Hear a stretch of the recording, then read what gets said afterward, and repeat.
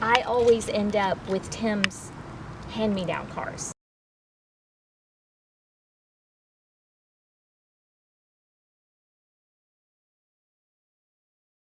Oh, so Have you not noticed that through the years? Well, we had Big Sally, which Big Sally was mine. Big green conversion van with a TV and wood paneling on the inside. Yes, it was precious. It was a great car. Big Sally. But when everybody went off to school and I was still driving around Big Sally, and the air conditioner broke, and it had close to 200,000 miles on it. So I was like, okay, I'm done. But what happened was I got Tim's car, and then he went out and got a new one. Because, and that's how it happens? Oh, that's how it always happens. This was Tim's car.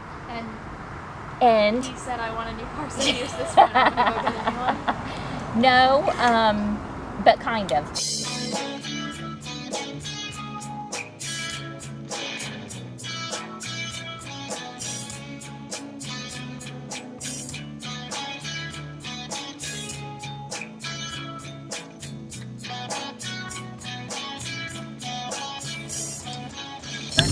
So in the morning when you're going to work, you get in the car and you play...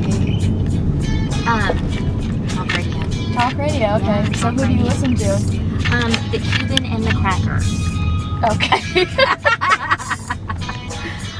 Very Florida. Yes. There's nothing that says a child has to learn certain standards or certain concepts in one grade rather than the other, or one semester rather than the other. Or at one age. Right. Than another. So it made it really difficult to measure my standards. So the governors decided, that's what we need.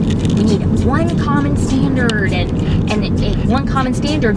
Not only do we have to have one common standard, we have to have all the same standard at all the same time, all the same month. I mean, all of that. So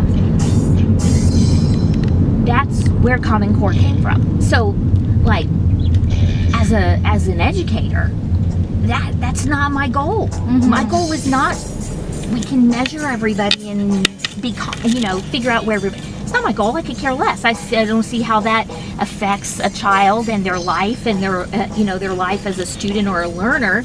It's no bearing on them. That's like the least important thing. It's the least important thing to parents. It's the least important thing in the scope of education. But it's the most important thing to governors. Right. And so that's where all of this came from. Now, when I was in 6th and 7th grade is when I really began to learn to read, because I'm dyslexic, and the method that my learning disabilities teacher used with me was Fort Gillingham. I really couldn't say, because I've never worked in a male-dominated industry, so it's really hard for me to make a comparison, or to for me it's just like, oh well, isn't it like this for everybody? Yeah. And I think sometimes that's why maybe I don't have the empathy or enough understanding about what it's like to have to work for to work at a job where you feel like there is a lot of oppression. And I've never really felt that at work. However, one of the things that definitely influences what I can do at my job and how well we can do our job as teachers is the legislature, which is definitely male dominated. Yeah. That's true. They never listen to us. Yeah. We're the educators. They have no degree in education, knowledge of education, or anything like that. Probably have never been inside a classroom. No. There's a piece that connects the left and right brain. And so in women, the piece that connects the left and right brain is really big. I mean, just nice, solid, huge connection. And wow, that's interesting. Yeah.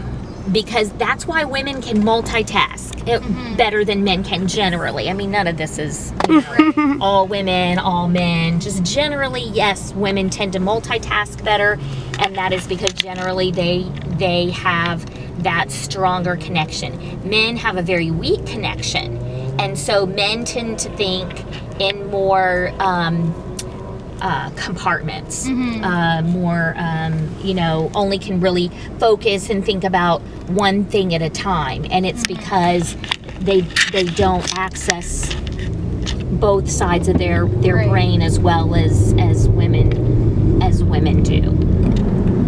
God designed us on purpose to need somebody else. On purpose, God designed the female to have that larger connection and the male to have the smaller connection, because sometimes we need to think in the very big picture, and we need to be multitasking.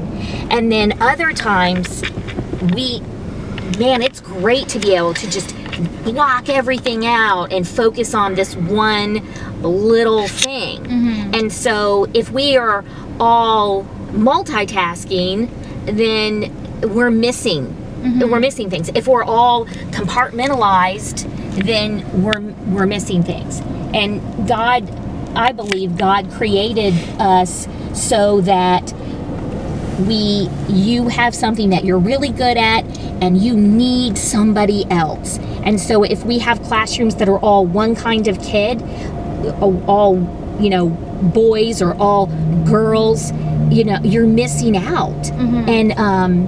And that's what it's interesting in how God created things, that no one person has everything that they need. It was really interesting when we adopted Michael and he came into our family, because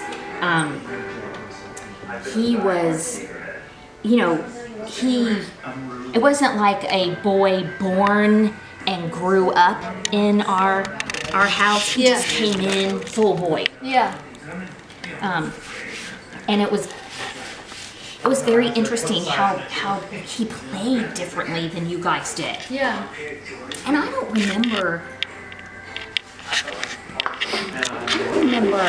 remember us having like a lot of toys and a lot of necessary girl stuff, if you would call it that. Talk more about that.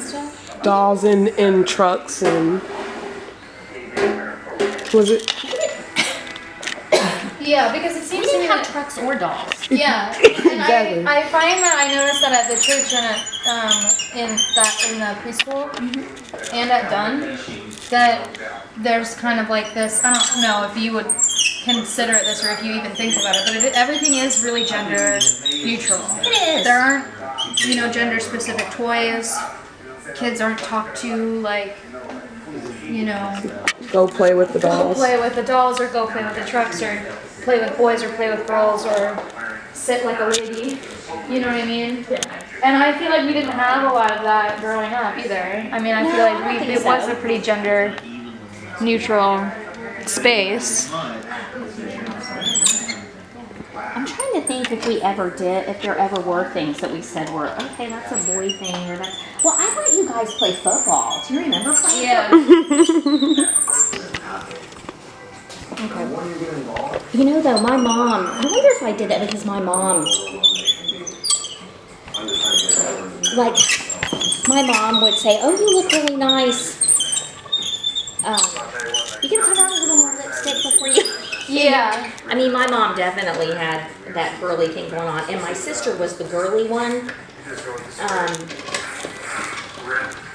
And so I think probably I didn't do some of that to y'all because I didn't like that it was fun to me. Do you think that it's possible for a Christian to be a feminist? Do you think that there's space enough in that to... I think it depends on your definition of feminism. Okay, so that's a good question then. What do you yourself, how would you define feminism, and are you a feminist? How I would define it is that the idea that, again, going back to the brain, the way God created us to fit together, that a man can't be more. A man can't even be enough without a woman. It's just impossible. So my idea of feminism is you can't separate the two. You can't say one is better than the other. You can't say one is more powerful than the other, because one is weak Without the other. without the other. I consider myself a Christian too, but there are some people who call themselves Christians who wouldn't think that I was a Christian. And there are some people that Right. call themselves Christians that I look at them and think, that's not any kind of Christianity that I know about.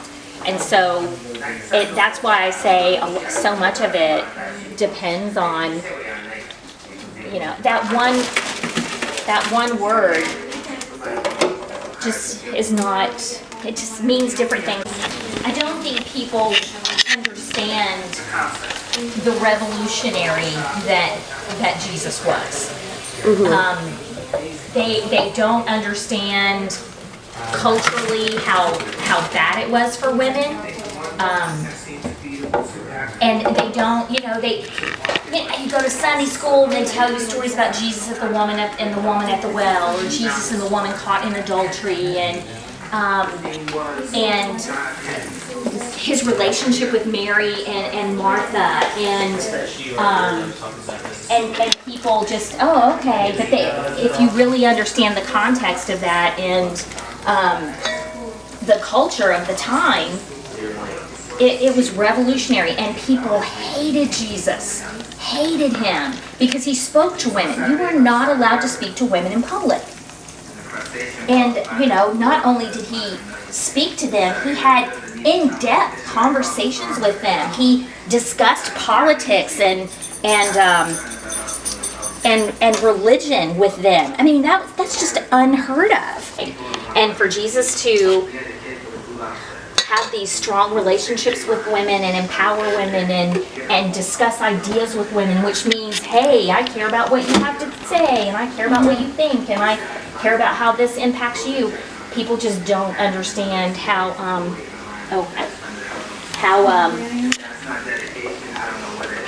crazy that was, and how people just hated him because they could see, oh my goodness, he's talking to women. How are we going to keep these women under control? Yeah.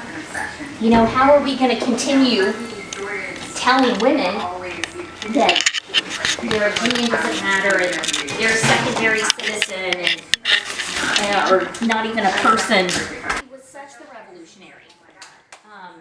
Unfortunately, the church has, taken a lot of that and ruined it. Do you think women in the church treat women differently? Oh, I absolutely do. Do you feel like? I think women. Okay, not. I don't think this is because they're women, but I think people in the church can be the most judgmental. Right. I mean, they really can, and they say they believe one thing, and they live completely differently. In the fact that we say that what Jesus said. Jesus said that the law it can all be summed up into love God and love